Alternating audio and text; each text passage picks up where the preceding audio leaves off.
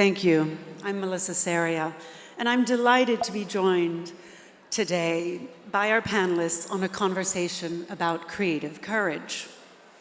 Arts and culture have always been powerful tools to challenge norms, inspire empathy, and to drive change. We're living in a moment that calls for both beauty and bravery. Around the world, cultural courage is shaping a more inclusive future, advancing women's voices, reshaping representation, and opening space for freedom and equity.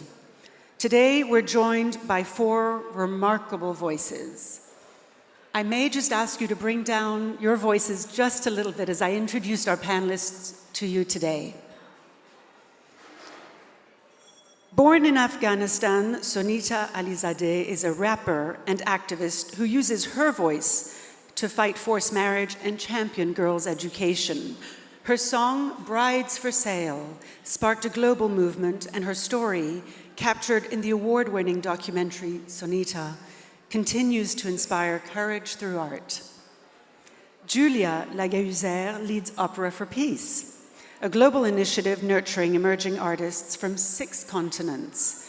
She's redefining opera as a space for mentorship, diversity, and cross-cultural collaboration. As UNESCO's Director of Culture and Emergencies, Krista Pikkat leads global efforts to safeguard heritage and support culture in times of crisis. She champions the idea that protecting culture, from ancient monuments to living traditions, is a shared responsibility that unites us all. And to my left, entrepreneur and philanthropist Frédéric Jousset founded Art Explora to make art accessible to all, from its floating museum, the Art Explorer, to global initiatives linking art, innovation, and inclusion. And through his Art Nova Fund, he continues to expand the cultural ecosystem worldwide. Thank you for being here, and welcome. I think we're going to start with an opening, lightning question that is going to ask each one of you to share a piece of art that inspires courage for you and how that has changed your perspective on life. Sonita. So for me, I chose a picture of me and Nana. Nana is my mother. And when I think of her story and where she was, where she is today, it really inspires me that change is possible. My mother, she was forced into marriage when she was 12 years old, and she was always told that girls should marry at such a young age. But when it was my time, and when she heard my music, my work, she changed her mind, and she actually went the opposite direction as traditions, and she's today learning ABC, which is very encouraging to me that it's never late for positive change. That's wonderful. And for you, Julia? I chose to represent the ceiling of the Palais Garnier at Opéra de Paris. This is a ceiling, this is a piece of art that I know very well because I used to head the casting in this theatre. Marc Chagall said himself that the dignity of an artist is in the duty, her duty, in keeping alive the wonder in the world. And to me, this says it all, the colors, the motion, the inspiration. This is what we see before every single performance in Palais Garnier, and it is an incredible inspiration. Krista. So I brought along a photo of Alexandra Litvin, who is a Ukrainian performance artist. UNESCO supported her through a program in cooperation with the Finnish NGO Artists at Risk. And our aim was really to find ways to provide livelihood opportunities for artists, because we know that in emergencies during war, artists, of course, very often lose their livelihoods, their income.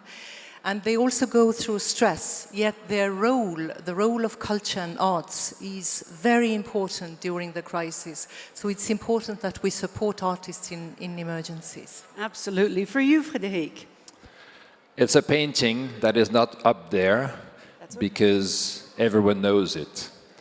To the best of my recollection, first time I've been to the Louvre Museum, I was 8. That was with my mother. And it's La liberté guidant le peuple de Eugène Delacroix, freedom steering people. And that to me really highlights, the topic of this conference about courage that moves the world. It was very interesting that the young republic chose as a symbol this bare-chested woman hosting the French flag after centuries of king's domination, male domination. So that to me really is the symbol. Building on that, I want to ask you, Krista, each person defines courage differently. For you, how do you define courage in your work? And where do you most often meet resistance in that? I think when we look at the culture sector in general, but it's in particular in situations of emergencies where I work, every woman artist, every cultural professional, woman cultural professional, has to be courageous. It has been shown that women in situations of emergencies have to bear the burden not only to continue their work, but they also have to assume many other responsibilities. They often become caregivers in their families. They have to assume other functions.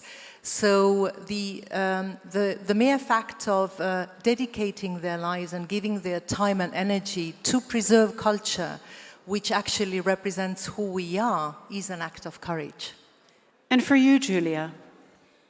For me, creative courage is having the courage to use beauty as a form of truth, daring to speak through art where there are no words at all. For us at Opera for Peace, it's the courage to find space, make space for others who maybe don't have a voice, so that they can find this voice, especially artists in conflicted or social unjust communities. We find resistance in tradition. I think Sonita can also, this resonates with Sonita. In terms of opera, people want to keep opera in its comfort zone, but for us to make progress, it needs to evolve. Sonita, you do put that courage into words. Tell us a little bit about that. For me, creative courage is when we don't wait for permission to exist as an artist, when we share the truth, as you said. Even if it's going to make people uncomfortable, we have to share it. And especially turning trauma, painful stories into art so it can speak for more people. So basically, to me, creative courage means when we people who have opportunities, who have the space, the resources, turn from listeners to active participants and actually be a part of positive change. Frédéric, you work across borders as you try and spread that message. Tell us a little bit about your vision. But to me, it was a 4-stage process.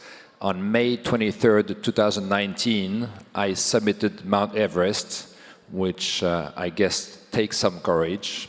And at the very top of the mountain, I decided to change my life and leave the entrepreneur world and move on to philanthropy, which is another, I was 50, which is another drastic move outside of your comfort zone. You need to reinvent yourself completely.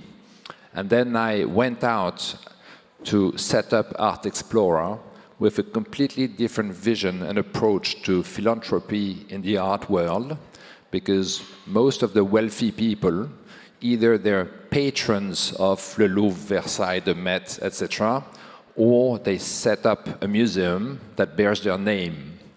And I decided to set up this foundation, like the Red Cross, like Greenpeace, which doesn't bear my name, is really about making art accessible to larger audiences. We don't have a collection, we don't have walls, we don't have legacy, and we're not object-centric, we're visitor-obsessed. And that is totally new in the art world. So then we went to create this boat museum, and it's a floating festival around the Med. And talking back to the Louvre, we have an exhibition which is called Icons, how women have been represented in the arts since antiquity based on the collections of the Louvre. And I took this picture, Freedom Steering the People, that we put on the screen in the boat. And when you take that picture to Algeria, to Morocco, to Tunisia, to countries where women's representation is sort of limited, that also takes some courage, I believe. It sounds like accessibility is central to your vision of courage. I want to ask you, Julia, what first drew you to make art and culture central to your life, and how do you see them driving social change and gender equity today? For me, opera has always been everything human: emotion, story, voice, inspiration, rage, redemption. Every single facet of humanity can be found in opera. It's a very, very powerful art form. In terms of gender equity and social inclusion, we find so much resistance from all over. But what is so important is not to preach, it's to show that that different people are represented, that we are creating new and innovative collaborations, and that we really have the courage to listen. I want to pick up on that point for Krista, the importance of showing, not preaching. Tell us what that role plays in your work. Showing, not preaching. I think that when we work with the culture professionals or artists, and we listen to their voice in situations of emergencies, it's important to understand that in many parts of the world, it's not a given to be an artist and a woman. We know Sonita, she comes from a country where it's actually legally prohibited to be an artist. So the idea is really to make sure that these voices are heard in situations of emergencies, that when people go through distress, we have actually art and culture as a resource, as a reference of what normalcy means. And I was very touched when I visited Ukraine in 2022, and I saw that these culture professionals, artists, immediately after attacks, they would go back to the cultural center, start cleaning the books, making sure that the floors are clean, so that the groups, associations come back, and that they can exercise actually the right to culture that each of us has. It's a human right issue also. Sonita, building on that, it's been 4 years since the Taliban's return. Women erased from public life, what many call gender apartheid. Your rap has worked to expose the brutality of forced marriage, art as resistance and freedom. Let's take a quick look at your work.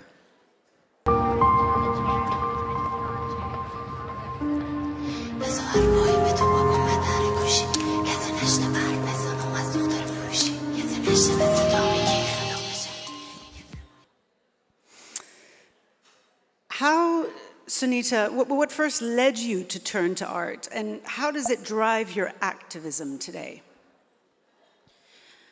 So when my mom tried to sell me into marriage at age 10 and again 16, I didn't have power, I didn't have money, protection, nothing. All I had was a notebook, and that notebook was filled with dreams. Dreams that worth beyond the price tag that was put on me. Dreaming of becoming a rapper, not a bride. So eventually, with the help of a filmmaker, Rukhsar Maqami, I created this song, which allowed me to travel to the US for school for the first time in my life. And I continued creating music because music gave me something that I knew no one could take it away, my voice. And I believe that through art, through culture, they can drive social change because art, music, all these things, they cross borders faster than policies. And this is what I believe, why I believe that it's going to change the future of Afghanistan because of art and social media. If any of you have had a chance to see Sonita's work, you'll quickly discover that courage fuels her lyrics, her rhythm, her message. My question for you, though, is, does fear ever come knocking at your door? Always, to be honest. Some people, when I share my story, they come to me and say, wow, you're a hero, you're so courageous. No, in fact, I fear a lot because of the work that I do, because of using art. But for me, for Afghan women, for girls in Afghanistan today, art is not just decoration, it's liberation for us. Julia, with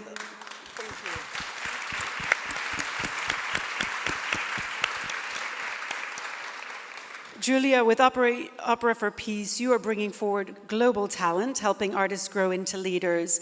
We also have the opportunity to take a quick look at your work.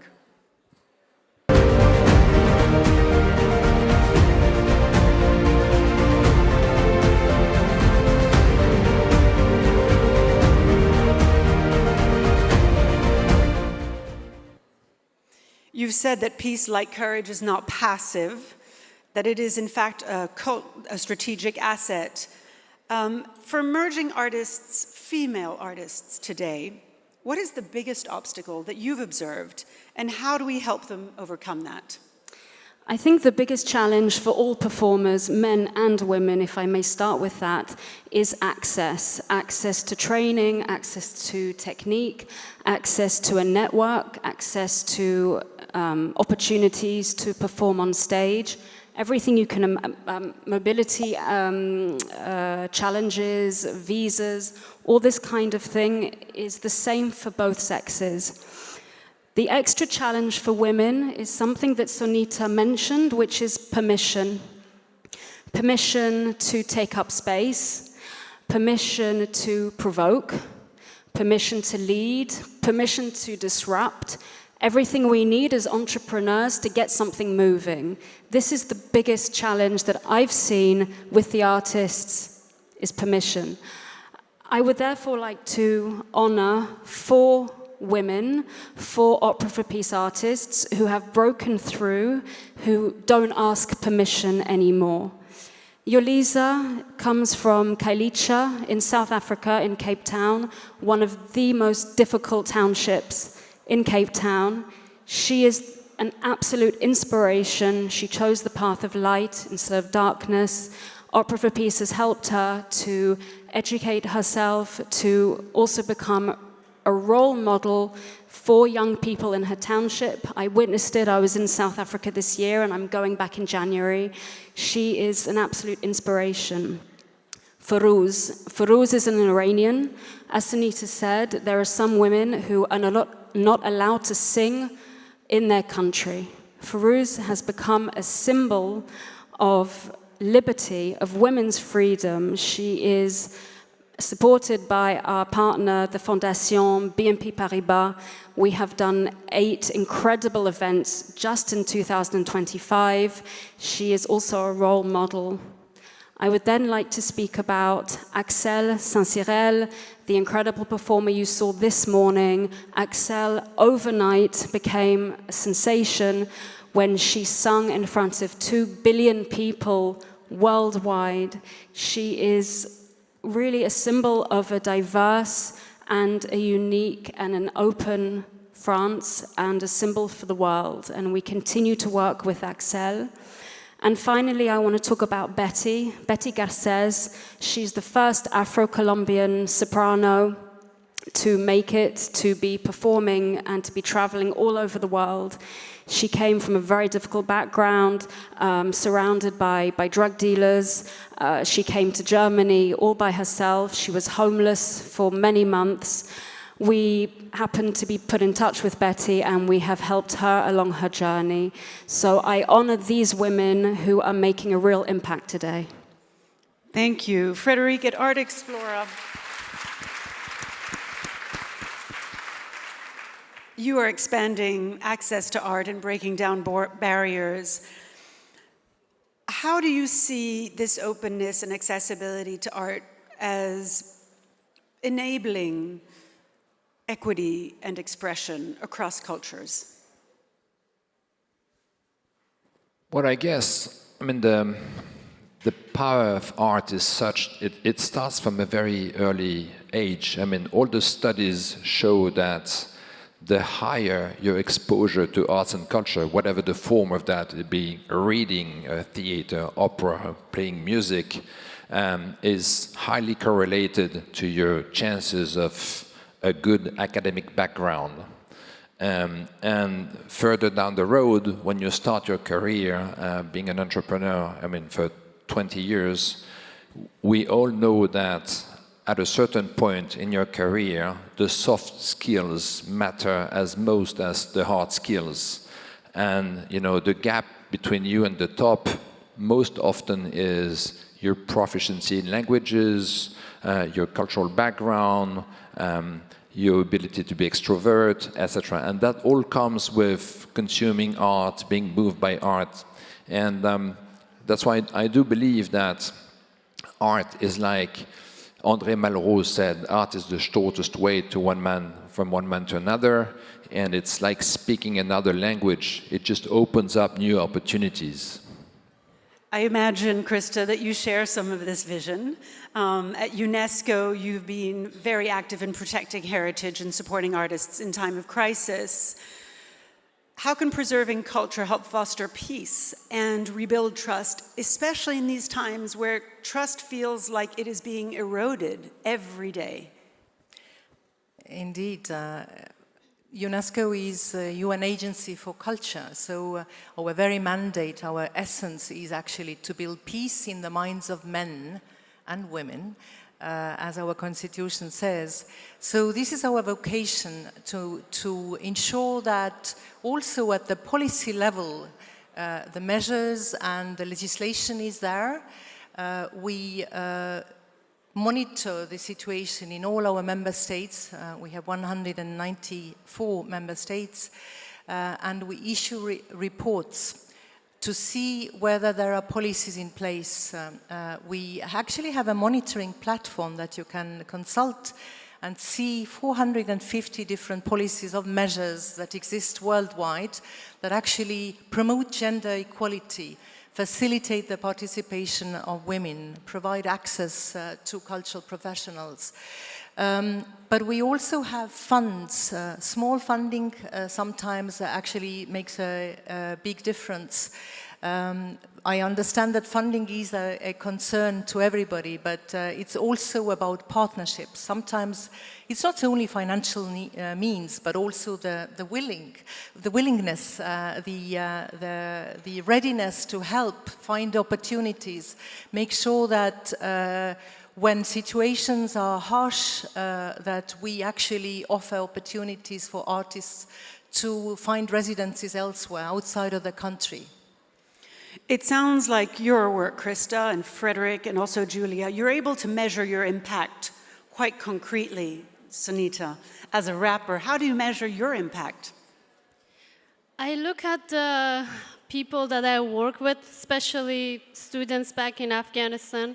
I have a secret school we founded 2 years ago, because today, as you know, Afghan women are not allowed to have access to anything that makes them feel alive.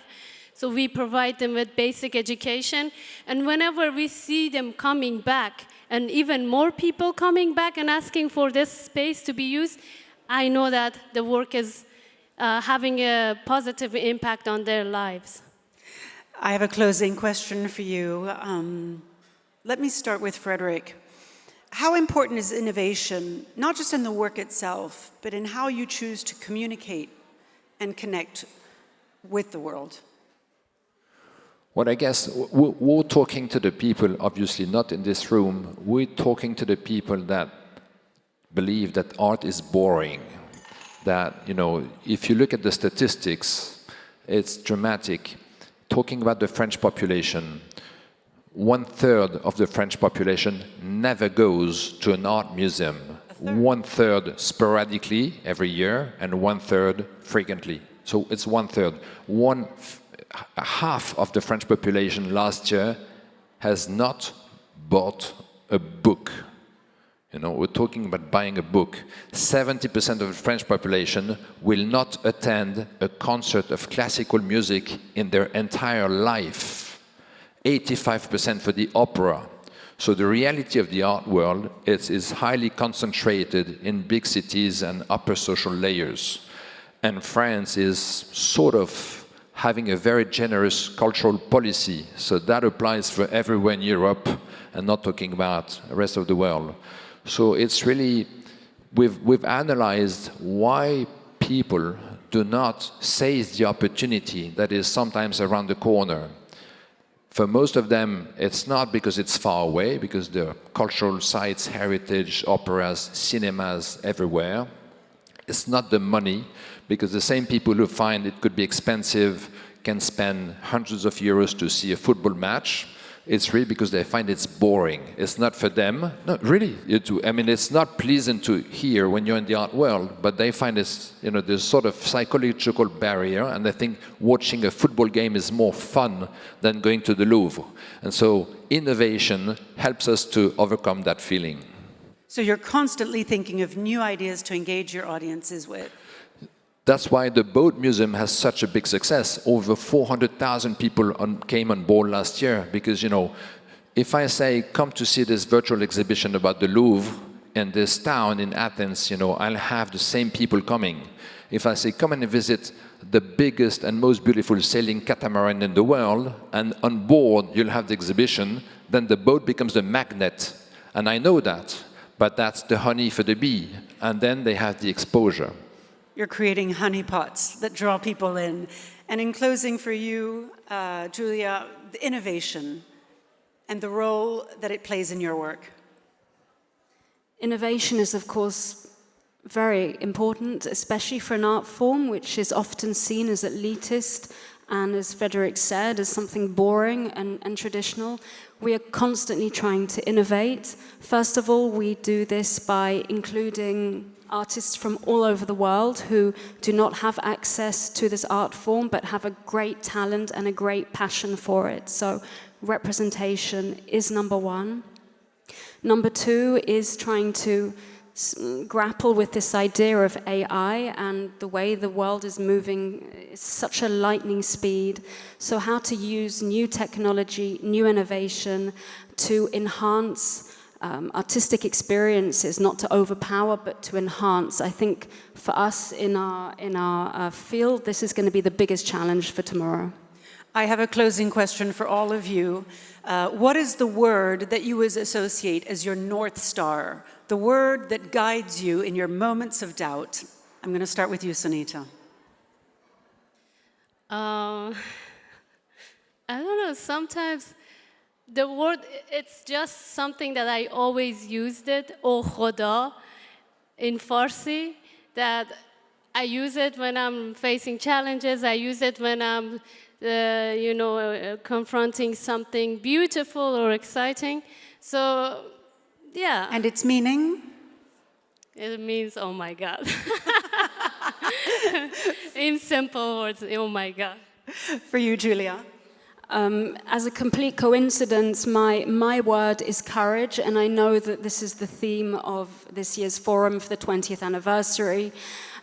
Courage, because every single day, and I imagine it's the same for all of us, when I get up, I have to find the courage to face another day, try and find funds, try and find solutions to the artists who are facing such difficult situations. I needed courage to leave my very cushy job at Opéra de Paris. So this for me was a personal courage. And over these years, I've had to find, once again, the courage to be an entrepreneur, to inspire others, to open my heart to so many different situations. Krista. I have difficulty finding perhaps one word, but I think that if I have to really reduce it down, then it would be culture, because culture, art and music, I think, really is the essence of who we are. It really conveys the feelings, our emotions. It helps us digest what's going on, helps us understand where we are going. And it's in particular important in situations that are difficult in our lives. Music is the language without borders. So, and I think it's important to remember that 90% of who we are, it's similar to the other persons around us. The diversity that we see, it only enriches, and we should embrace this. Thank you. And Frédéric, finally. It's not a word, it's a sentence. Go ahead. From Dostoevsky, "Beauty will save the world." And I do believe that art has an amazing mission to make a better world. And it's an open call to this room filled up with generous women for volunteers. Follow us on Art Explora on social networks. We need volunteers. We offer plenty of missions to visit jails, hospitals, accompany children in their first museum visits, come on board the floating museum, etc. Thank you very much. Well, thank you all so much for being here. I think the audience joins me in thanking you for your time, but most importantly, we wish you all the best as you continue your work. Thank you so much.